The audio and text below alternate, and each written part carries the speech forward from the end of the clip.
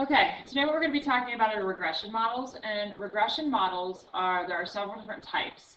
Today we're going to specialize in doing the linear regression. A linear regression is a line that is an equation that gives an accurate model to do predictions into the future given a set of data. So pretty much you're trying to come up with a linear equation that is going to model all of the data that is given to you so that you can do predictions for the future. Okay, super important. Now there are six different types of regression models. You have linear, which means lines. You have quadratic, which is going to be parabolas, U-shaped graphs. Exponential graphs are going to be something that is going to look more like this. That's an exponential graph. Logarithmic graphs are going to look more like this. Sinusoidals are going to be like what we see a sine graph look like. And logistics are going to be something that is going to come up and then flatten off. That's going to be more like a logistics. Okay, so what we're going to focus on today is primarily going to be linear models. So with that being said, the very first thing we need to talk about is what we call correlation. Correlation determines how accurate the model is, and that's based upon the R value. The closer the R value is to 1, the more accurate your regression equation will be. The more accurate your prediction model will be later on whenever you're doing predictions. Now, there are 3 different types of correlation. We have a positive, negative, and no correlation. Now, within each of those, I'm going to go to this one so that you can see it a little bit better. Within each of these correlations, you can see where there's no way to be able to draw a distinct line. So, given all of our dots that we have here, this is what we call a strong negative correlation. Why do I say it's a strong negative correlation? Because clearly I can draw a dotted line. I can draw a line through all of those dots, and it'll touch several of those. And they're very close and knit together. Over here, this is going to be a weak negative correlation because the line that I drew is only going to touch a couple of those points. And over here, there's no correlation at all because I can't distinctly tell you if the slope is positive or if it's negative. And then over here, we have a weak correlation again. The model that I just drew only went through and touched 2 points. However, this one right here is a strong positive correlation because it's touched 1, 2, 3, 4, 5, almost 6 dots. So the more dots that your line is going to touch, the more accurate you are going to be. And that is super important. Okay. Now, you're going to grab your regression steps, and you must follow these steps by step to be able to do this successfully. Now, I'm going to be really honest. I'm going to teach this 2 different ways today, and the reason why I'm going to teach this 2 different ways is because sometimes Desmos is what you want to use that makes it easiest, and other times the graphing calculator is what you have at home, and it's going to make it easiest for you. So, the very first thing we're going to do is we are going to go ahead and look at the story problem that we have here. So, you research the average cost of whole milk for several recent years to look for trends. The table shows your data. Complete a scatter plot on your calculator of the above information, letting t equal 0 for the year 1998. So, the biggest thing that your brain needs to understand is that 1998 is not what you're actually going to put in that calculator. What you're going to put in the calculator or in your data is going to be 8 corresponding to 1998. So, if 8 is 1998, then you're going now to substitute in a different value for 2000. So if 1998 is 8, that means this is going to be 10. That means this is going to be 12, and this is going to be 14, this is going to be 16, and this is going to be 18. Okay? So that means the ordered pair that we are going to have, we are now going to have 8 corresponding to $2.65, 10 corresponding to $2.89, 12 corresponding to $3, and so forth. Okay? So what we're going to do is I'm going to pull up our regression steps so that you can see what I'm talking about, and we're going to do it in Desmos first. I'm going to do Desmos for the simple fact that Desmos seems to be the way that is the easiest for us to be able to quickly come up with a linear regression model. So we're going to go ahead and we're going to come over here to Desmos, and whenever we come over here to Desmos, I'm going to click on this plus key over here. That plus key on the left-hand side is going to give me all of the different options that I can use. I'm going to click table because I want to create a scatter plot. And the values that I'm using are going to be 8, 10, 12, 14, 16, and 18. And what's nice is it kind of automatically enters it in for you, so that's really easy for us. Then I'm going to come back here And I'm going to get my data over here on the right-hand side for me to be able to see it a little bit easier. And then I'm going to go ahead and put my calculator model on the left-hand side. So I have 2.65, I have 2.89, 3, 3.01, 3.20, and 3.77. So there's my data. Now, as soon as you look at your data, it appears. But the problem is I can't see it. It's over here on the right-hand quadrant. So if you come onto your side over here, the blue, there's a plus sign, the zoom fit. I'm going to hit that, and that zoom fit is going to allow me to see my data more effectively. So now if you look at your data, you're now going to determine, okay, what type of trend line do I have on this? So I'm going to go ahead and minimize that over there, and I'm going to put that over there for me to be able to write. So the very first thing I want your brain to say, okay, is we're looking at this, and it says, does the graph of the information appear to be linear? And the answer to that is absolutely it does. You can clearly tell that this is going to be a linear function. So I'm going to go ahead and write that down. That yes, it does. It is linear. I could draw a line around the data. By looking at the scatter plot, what type of correlation does this information have? Well, what I'm asking you is which one of these does it appear to be? So you have to ask yourself, does it have a positive slope, a negative slope? So if you look at your nice little graph, you can tell that it's going up the mountain, so it has a positive slope. By looking at the scatter plot, what type of correlation? I'm going to say positive. Do I think it's going to be a weak or a strong positive? Well, these points are relatively close together, so I'm going to say it's probably going to be a pretty strong correlation. Okay? So I'm going to find the regression model. So in Desmos, okay, I've clicked the plus in the top left-hand corner, I chose table, I entered your data using the correct scaling if necessary, and below the table is a magnifying glass with a plus symbol in it, and I clicked that. So now I need to find the regression model. So finding the regression model, I'm going to click on the next row to enter a new graph, okay? And then I'm going to type y sub 1 is approximately equal to mx sub 1 plus y. Now, with that being said, I'm going to come back over here, and I'm going to maximize this again, and I'm going to come down here with the plus, and I want to do an expression, okay? So if I do that, I'm going to make sure I put it in 2. So this is going to be y1, and then whenever you press the 1, it automatically does that. So then I'm going to come down here, and I'm going to grab the ABC button. The ABC button is where I'm going to find that approximation in there. So the approximation is going to be right here. So that's approximately equal to mx sub 1, it automatically goes there, plus b. When I do this, what you're going to see is that it automatically gives you your equation.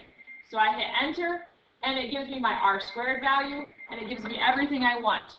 So I'm going to go ahead and put that over to the right, and I'm going to pull up my notebook here. And it says find the regression equation in the form of y equals mx plus b. So your equation is y is equal to mx plus b. All you are going to do is substitute in your values for what m is underneath parameters and what b is. So I'm literally going to type y is equal to 0.0934x plus my b, which is going to be 1.8721. And Desmos is really nice about giving that equation to you right away, but it doesn't really graph it completely with it. So what we're going to do in 3 is we're going to graph that equation by typing in y equals, and then we're going to type in 0.0934x plus 1.8721. And then I'm going to hit enter. So now I've graphed it, okay? And I wanted to graph it so that you can see it both.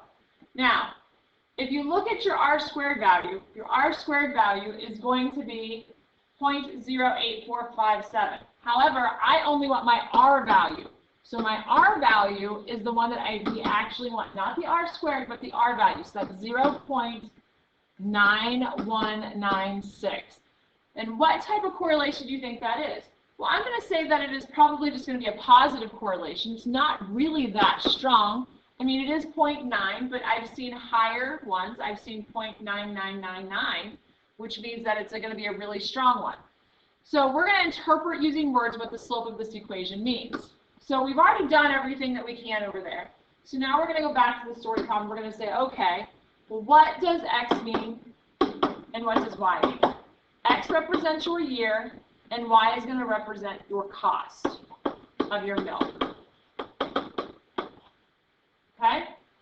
So if I come back over here and I say, well, let's interpret this equation using words, okay? So the slope of this is going to be the change of Y over the change of X.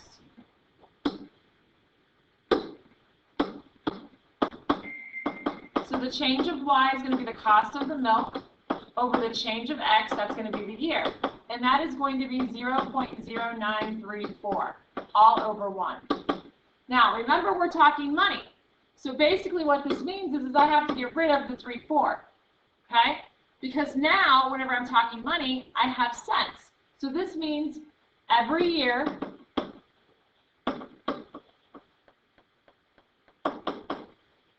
the cost of milk increases 9 cents. Increases 9 cents, because that's what 0.09 is.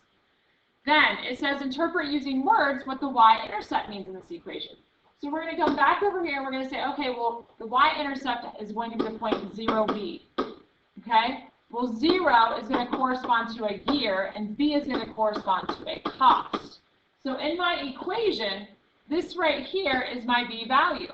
So if that's my B value, that's going to be the point 1.87. Again, I'm knocking off the 1 because I don't need that because I'm talking money. So I need to figure out what year 0 was. So if 1998 represents 8, that means 0 is down here representing 1990. So this means in this problem, in 1990, the cost of milk was $1.87. That's what that means. So then it says, what is the prediction for the cost of milk, a gallon of milk, in 2018? So I need to go back to my lovely little graph here, and I need to know what's happening in 2018. So if I need to know what's happening in 2018, I need to first figure out, before I go back there, what does 2018 mean? Well, if 2008 is 18, I need to go to 2018, which is going to be 10 more years after that. So 18 plus 10 is going to be 28. So basically what I want to do is evaluate this function at 18. So I'm going to come back here and I'm going to say, okay, well, I'm going to click on this function that I typed in there because I don't want up here. I do not want at the original XY table. In fact, I'm going to shut this off so I don't see it anymore. And I'm going to shut this off so I don't see it anymore. So the only thing I see is my actual physical graph. So I'm going to touch the gear shift. And on the gear shift, you see immediately as soon as I touch that gear, I can do an XY table. And I can type in any number I want in there. And I'm going to type 18. 18 is the number I wanted because that refers to year 18 refers to 2008. But I wanted 2018, so sorry, I actually wanted 28. So at 28, the cost is going to be $4.49. We want to round up. So $4.49 because we are rounding up. In what year will the cost of a gallon of milk be at least $5.62? So now we're going to go back over here. We're just going to keep entering years. So I'm going to do 30, 32, 35, 40. And let's do 35 there. And the number that I'm looking for is going to be $5.62. Well, at 40, I'm pretty darn close. So at 41, I went over. So at 40, when X is 40, I'm at $5.61. So I'm going to say it approximately when x is equal to 40. Well, what does x equal when x is equal to 40? Well, what does that correspond to? Well, this means that 30 is going to be 2020, so 40 is going to be 2030. So in the year 2030, milk is going to be approximately $5.62. And that's according to our equation. Okay? And that's using Desmos, and that's how we would do this. Now, let's say I want to do the same problem, but this time I want to do it in the calculator. Well, in the calculator, we have to make a new document. So if I do a new document, I want to do a list in spreadsheets. So I need to first label A as being my X and B column as being my Y. Then I'm going to click on cell A, I should say column A, row 1, and I'm going to start entering my data. 8, 10, 12, 14, 16, 18. And I'm going to hit Control 7 to get to the top of my data. Then I'm going to come over here and I'm going to enter that data. And again, I can't remember all of it, so I'm going to come back over here. And I'm going to enter my data appropriately. So I'm going to click on column B. I'm going to start entering that in. 2.65, 2.89, 3, 3.01, 3.2, and 3.77. And again, hitting Control 7 takes me to the top. So now I've entered this data, so now I'm going to go ahead and hit Control Doc, and I'm going to add a graphs page because I want to graph this.